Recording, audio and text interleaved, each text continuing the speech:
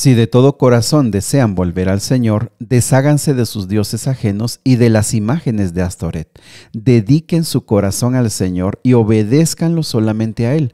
Entonces Él los rescatará de los filisteos. ¿Qué necesita suceder en nuestra vida para regresar a Dios? Bueno, vamos a descubrirlo juntos en 1 Samuel, capítulo 7. Qué gusto saludarte esta mañana. Bienvenidos a la semana laboral, bienvenidos al trabajo, al esfuerzo, a los compromisos, a las carreras de todos los días. Felicidades porque apartas un momento para encontrarte con Dios. No lo olvides, esto es lo único y más importante de cada día. ¿Sale? Vamos al capítulo de hoy. El capítulo de hoy es muy interesante, muy valioso, el comienzo del ministerio de Samuel y también el arrepentimiento del pueblo. En el versículo número 1 dice que los hombres de Kiriat Jearim fueron por el arca del Señor. Recuerda, ayer veíamos que ese pueblo que la recibió no le dio el valor ni tampoco, muy importante, el trato que debería tener el arca del Señor, y por eso murieron 70, muy molestos y también asustados. Dijeron, alguien que se la lleve, es demasiado santo para nosotros. Bueno, ahora este pueblo lleva el arca y la dejan en casa de Abinadab.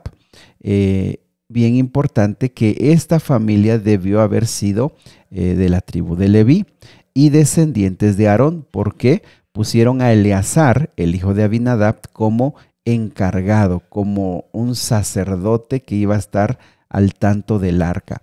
Por eso se considera que debieron haber sido descendientes de Aarón para poder hacer esto. En el versículo número 2 nos sorprende porque dice que el arca permaneció en Kiriat Jearim durante 20 años en total. Es decir, el arca regresó al territorio de Israel, pero no se reinstalaron los servicios, los sacrificios. Todo ese tiempo quedó allí solamente en resguardo.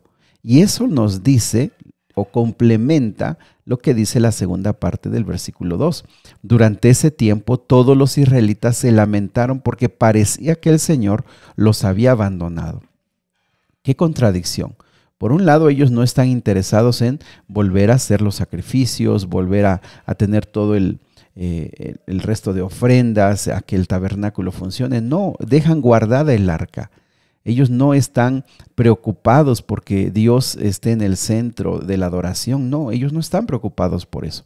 Pero también, y en segundo lugar, durante esos 20 años, la opresión filistea, los problemas económicos, las cosechas que faltaban, los conflictos internos y externos, bueno, todo apuntaba a que el Señor los había abandonado. Pero es que los ídolos son tan seductores, es que los ídolos son tan llamativos durante toda la historia del pueblo de Israel y la iglesia cristiana. Siempre la idolatría, no solamente de estatuillas o de ídolos, sino también de otro tipo de idolatría, nos seduce. Y ellos estuvieron experimentando cuán triste es estar lejos de Jehová. Y mis amigos, pasaron 20 años. Algunos viven la idolatría dentro de la iglesia y algunos fuera. Es decir, algunos se alejan de Dios y de la iglesia, pero algunos permanecen en la iglesia. Algunos están allí, pero sin ningún amor, sin ningún contacto con Dios. O posiblemente sí, un tipo de amor, pero un amor que solamente sea lo suficiente para sentirme bien, pero no que sea un amor transformador, un amor que de veras se vea en tu vida. No es así. En el versículo número 3 aparece Samuel después de esos 20 años. Algunos se preguntan, ¿dónde estuvo Samuel? ¿Por qué Samuel no se levantó como profeta desde 20 años atrás? Mis amigos, en los planes de Dios, en la historia queda demostrado que Jehová no llega ni tarde, ni llega antes. Jehová llega en el momento. Había preparado a Samuel durante muchos años y ahora lo levanta cuando el pueblo está totalmente desolado, reconociendo su tristeza, reconociendo su soledad, pero sobre todo su vacío y su dolor por haberse alejado de Dios. Así que Samuel, ¿qué hizo durante esos 20 años? Pues estuvo visitando a las localidades, a las ciudades, a las aldeas, predicando. Poco le escuchaban, poco le oían. Pero él hizo ese ministerio hasta que llegó el momento adecuado. Versículo 3 dice que les dijo: si de todo corazón desean volver al Señor, desháganse de sus dioses ajenos y de las imágenes de Astoret.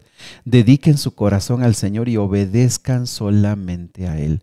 Entonces Él los rescatará de los filisteos. Lo que el pueblo necesitaba era una conversión. Necesitaba volverse a Dios de todo corazón. Mis amigos, algunos confundimos el camino a Dios y decimos: ¿de veras quieres venir a Cristo? ¿De veras te quieres consagrar a Dios? Entonces deja este mal hábito, deja esta mala práctica, deja ese mal carácter. Amigos, confundimos los resultados. No, Dios no está buscando eso. Dios está buscando en primer lugar que vayas a Él de todo corazón. Él va a limpiar tu camino, Él va a limpiar tu vida, pero debemos entender que ir a Cristo es nuestra más urgente necesidad. Él nos va a hacer ver dónde están nuestros ídolos. Él nos va a hacer ver dónde están nuestros errores, qué es lo que necesita limpiar de nuestra vida. Los ídolos, amigos, las imágenes eran principalmente dioses qué interesante, la verdad que qué interesante. ¿Sabes?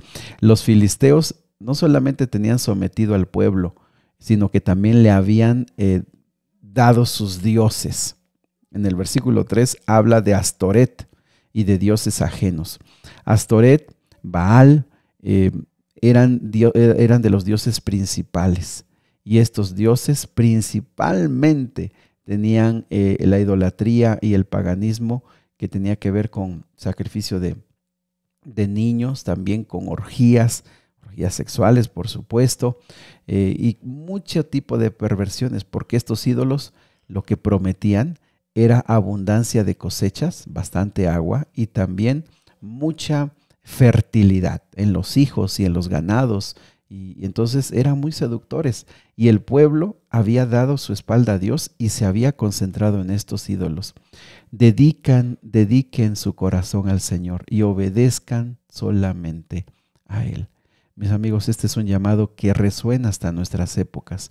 Nosotros hoy quizá no tenemos ídolos, no lo sé. No sé tu situación, no sé tu vida.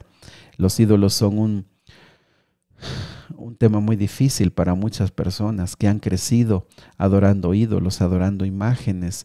Y por la falta de la lectura de la Biblia, a veces hasta es molesto y es doloroso hablar de este tema, porque los padres, los abuelitos enseñaron con mucha devoción y con mucha fe el adorar estos ídolos. Sin embargo, la palabra de Dios ha estado siempre diciéndonos: no hagas imágenes, no hagas ídolos, no hagas figuras de lo que está en el cielo, en la tierra, debajo de la tierra. No lo hagas. Adora solamente a Jehová y dale todo tu corazón. Aunque pueda ser doloroso, mis amigos, debemos nosotros comprender que la palabra de Dios está por encima de las tradiciones humanas. La palabra de Dios está por encima de lo que otros seres humanos nos han dicho. Dedica solamente tu corazón al Señor, obedécelo solamente a Él. Entonces Él te rescatará de los filisteos. Yo quiero preguntarte, ¿cuáles son los filisteos de tu vida? Los filisteos eran ese pueblo que estaba sometiendo, ultrajando, robando, lastimando, que estaba siempre trayendo dolor, trayendo tristeza al corazón y a la vida de los israelitas. ¿Cuáles son los filisteos de tu vida? ¿Qué es todo aquello que tú has amado, que tú has abrazado y que te ha traído a los filisteos, que te ha traído enfermo, endeudado, con problemas familiares, que te ha robado la paz, que te ha robado la esperanza? Mis amigos, en esta vida podemos tener mucho, pero sin Dios no hay verdadera paz, no hay verdadero gozo, no hay verdadera esperanza. Porque cuando se cierran las puertas de nuestra habitación y nos quedamos en la soledad de nuestra casa, entonces comprendemos lo vacío que son los ídolos, lo vacío que son todo aquello que nos ha alejado de Dios y lo doloroso que es convivir con los filisteos de nuestra vida. ¿Sabes que los israelitas se deshicieron de todas sus imágenes, de Baal, Astoret, y adoraron únicamente al Señor? La decisión de encontrarnos con Cristo, la decisión de volver al Señor es es en el corazón. Pero la evidencia es quitar, romper, dejar atrás Baal, Astoret, esos ídolos que nos han dicho que vamos a ser más felices si los adoramos. Pero fíjense qué sucedió, el versículo 5. Todos se reunieron en Mizpa y ahí oraron al Señor. Y allí hicieron todo un proceso de adoración, amigos. Dice que sacaron agua del pozo, la derramaron ante el Señor. No se sabe bien cuál era ese significado, porque no está dentro de las ceremonias que Dios había instituido. Posiblemente era algo que solamente ellos entendieron, cómo este derramamiento de agua significaba un compromiso y una adoración a Dios. Pero vean el versículo 6 en la segunda parte. Asimismo no comieron durante todo el día, es decir, ayunaron y confesaron que habían pecado contra el Señor. La confesión de nuestros pecados es lo más valioso que el ser humano puede hacer. De nada sirve escuchar la palabra de Dios que nos dé ánimo, que nos dé palabras de aliento, mientras no confesemos nuestros pecados, mientras no reconozcamos nuestras faltas. Nada puede florecer en nuestro corazón. No hay semillas que puedan florecer en un corazón donde se aferra a su pecado y se convence a sí mismo de que está bien, de que lo que está haciendo es correcto, de que sí estoy mal, pero otros están peor que yo. Sí, he cometido faltas, pero aquel debería haber cambiado hace más tiempo atrás. El pueblo de Israel confesó sus pecados, confesó que había pecado contra el Señor. El versículo 7 nos recuerda lo que sucede con mucha frecuencia. Cuando buscamos a Dios y nos consagramos, rápidamente los filisteos de la vida se levantan para atacarnos. Los filisteos sabían que esa reunión no dejaría nada bueno, que ellos se iban a levantar. Entonces movilizan sus ejércitos, versículo 7, y van a atacar. El versículo 8 nos ayuda a entender que hubo una decisión muy rápida. El pueblo de Israel no se reunió para pelear, no venían preparados para la guerra, pero era momento de pelear, era momento ya de enfrentarse al filisteo. ¿Sabes que esto fue un momento de veras extraordinario? Porque vino el arrepentimiento, vino la confesión, vino el reconocimiento de nuestra necesidad de Dios, vino el tirar los ídolos, pero de una vez hay que quitarnos a los filisteos de encima. No hay que dar más tiempo. Dios los levantó a los filisteos para que de una vez se acabara el problema. ¿Sabes que lo que nos cuesta toda la vida, con lo que hemos luchado 20 años, como los israelitas, 20 años alejados de Dios, Dios lo hizo en un solo día? ¿Qué necesitamos para volver a Dios? ¿Qué necesitamos para volver a estar en su presencia? ¿Qué necesitamos para volver a las sendas que nuestros padres y nuestros abuelos nos dejaron? Para volver a vivir delante de nuestro Padre Celestial. Una decisión de un día, una búsqueda sincera, una búsqueda honesta, una búsqueda en la que dejes afuera el echarle la culpa a otros y decir que por otros estás en esta situación espiritual. Le dijeron a Samuel, no dejes de rogar por nosotros. Le dijeron a Samuel, no dejes de pedir por nosotros. Y ellos fueron al combate. Se desató el combate. El pueblo filisteo fue vencido. Salieron huyendo. Y versículo número 13, hasta donde llegaron, ahí se levantó una piedra que se le llamó Ebenezer. Y esa frase famosa, hasta aquí el Señor nos ayudó. Esa frase tan importante que hoy usamos, hasta aquí el Señor nos ayudó. Hasta aquí el Señor estuvo con nosotros. Hasta aquí nos ayudó Jehová.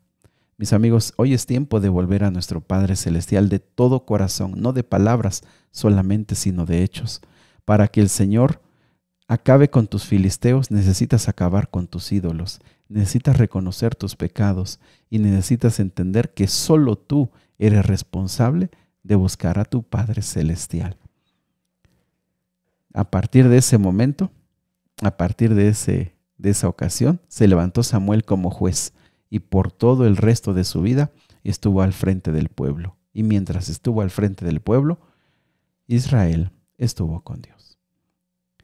Querido Padre Celestial, esta mañana entregamos nuestro corazón a ti y te pedimos que nos ayudes a convertirnos de todo corazón, que nos ayudes a entender que lejos de ti no hay nada más que sufrimiento, soledad, angustia, desesperanza, que podemos tenerlo todo, pero cuando tú haces falta no tiene sentido, no tiene un placer.